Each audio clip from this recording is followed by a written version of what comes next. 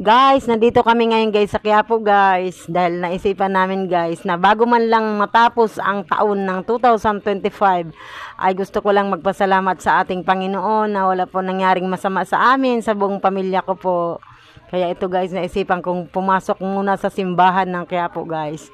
Kasi lahat naman guys na simbahan, pwede ko naman talaga guys pasukan kasi lahat naman puro naman yan pag sa Diyos. Puro naman rin si Jesus ang ating sinasamba dyan.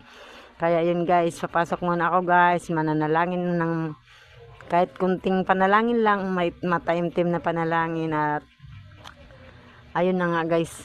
Hinahanap ko ang aking kasama, si Alaysa. Ayun pala guys. Kasi naghanap kami ng pwesto na aming mauupuan guys.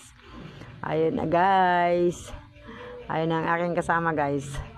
Ayun na guys, lumabas na kami ng simbahan guys. Kasi tapos na kami manalangin guys ni Alaysa.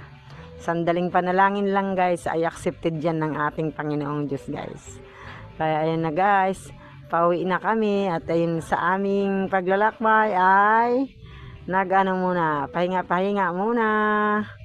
Ako habang si Alaysa ay naglalakad-lakad. Ayun na guys, ang aking pahinga. Yun lang muna guys, thank you for watching.